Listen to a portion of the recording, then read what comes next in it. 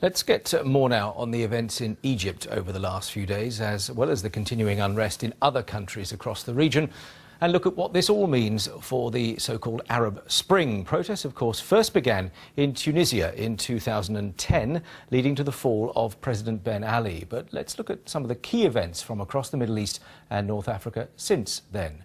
In Egypt, the uprising began on the 25th of January 2011 and culminated in Hosni Mubarak stepping down as president in the February of that year.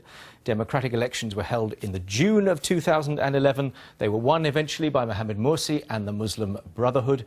But after just 2 years in power, the army removed Mr. Morsi from office following mass demonstrations against the president's policies.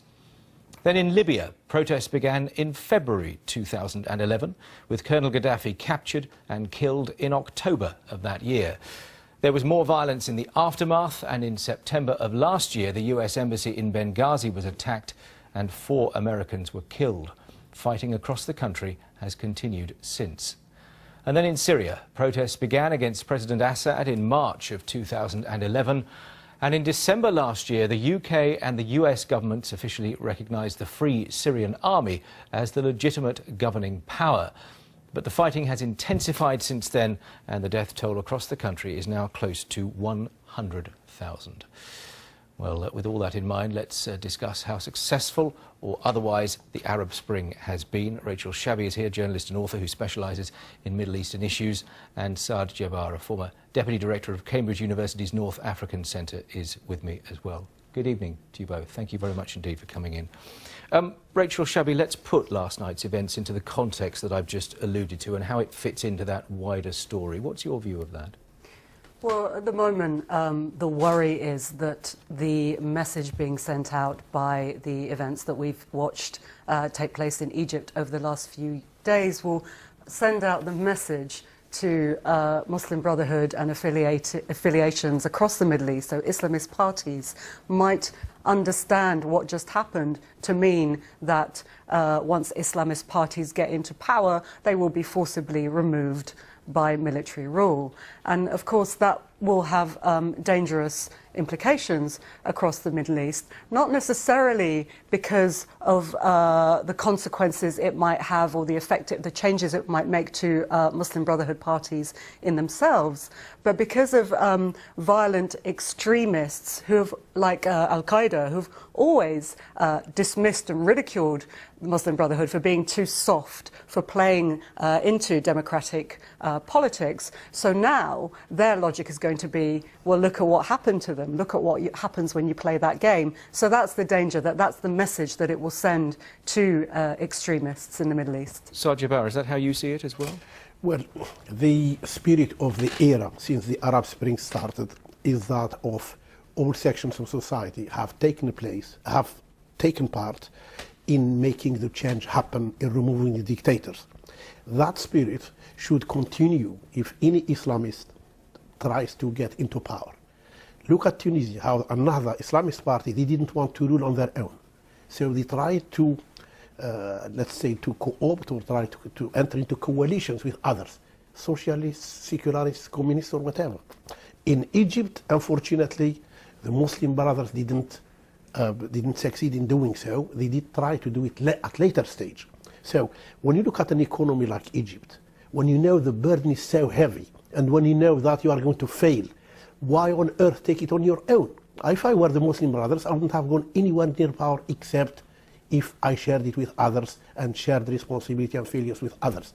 The problem in Egypt is that the Fulul, the ancien regime, those fat cats who made a lot of money from Hosni Mubarak, the notorious security apparatus and its elements who are involved in torture, in bureaucracy, in theft, in mention it, and the violations of human rights, they wanted to come back.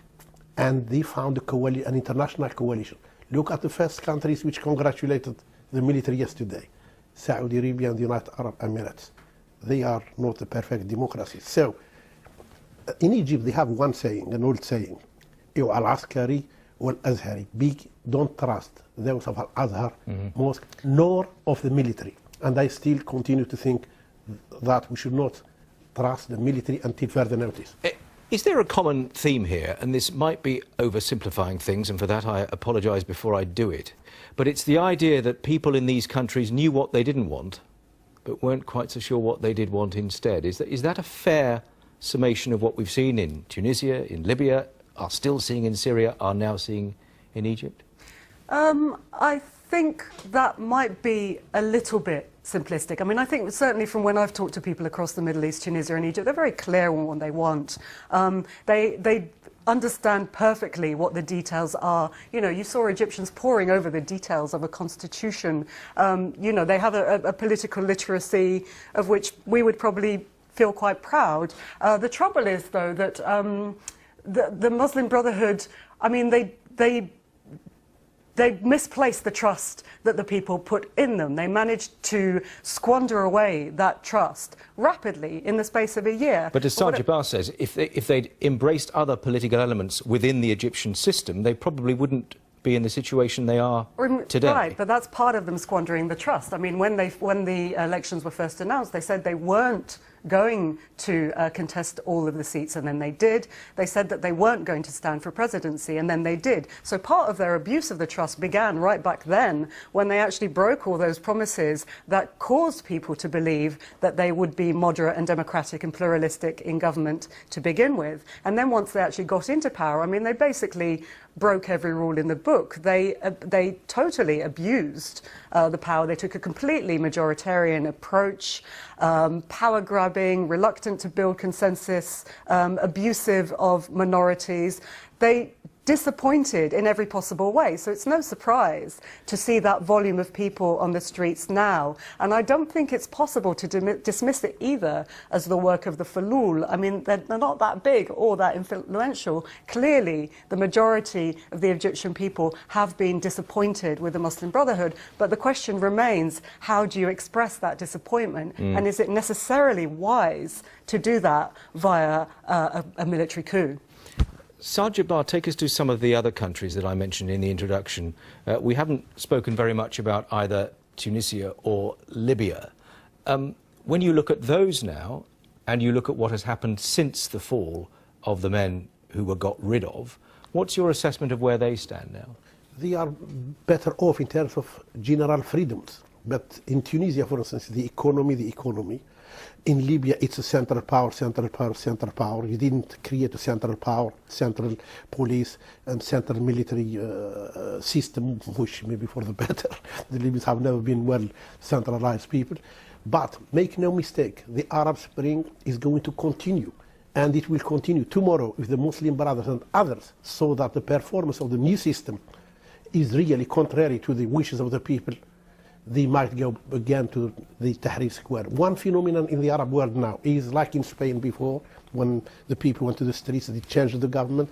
I think, yes, elections are the main mechanism, but now you have the people's power, and that power hasn't been organized in political organizations like parties. It's still outside. When you look at the military guy, the defense minister, he was sitting there with the usual components of the old regime, the church, Al-Azhar, and even those Salafis who are supported, who don't believe they didn't believe in any democratic process before. So what we will see in Egypt will be like in Algeria, when the Algerians stopped the Islamists and said, promise democracy, promise that we will deliver on the economy, promise we will deliver on all the grievances which caused the success of the Islamists. We'll deal with them and the people will forget about the Islamists. 20 years later, we are worse off than what we were. Algeria without gas and oil would have been a failed state. And Egypt, if they follow the same old pattern of Mubarak, or if they are seen to be lenient towards the old regime and old practices, I think it might end up another failed state in the area. Just a final brief word, Rachel Shabi, on your fears, hopes for the next few days in Egypt. Clearly the Muslim Brotherhood is saying we must go out tomorrow and show our side of this story and protest about what's happened. How do you see this panning out over the next few days? Well, my fear is that, you know, now that there is this transitional government that has been president that has been placed in power, although the army are obviously still pulling the strings and in absolute power, my concern is that the process will not take place in an inclusive way. And despite what people say, I mean, all the talk of telling the Brotherhood, look, you're welcome to join this process, we want you as part of it, actually the actions on the street are saying the opposite, because there seems to be a bit of a witch hunt going on with members of the Muslim Brotherhood now. Islamist TV stations are being shut down. Muslim Brotherhood members are being arrested and placed under house arrest, and the opposition is saying that that's okay and understandable, whereas I would expect them actually to start opposing that if they really want to build inclusion and plurality. OK, we will have to leave it there. Thank you both very much indeed for coming in. Sajibah, thank you. Rachel, Shabi, thank you very much as well. Now, more on the news that John Venables, one of the child killers who murdered the toddler James Bulger, is to be released from prison. Robin Makin is Ralph Bulger's solicitor, and he joins us now from our Liverpool newsroom. Robin Makin, good evening to you.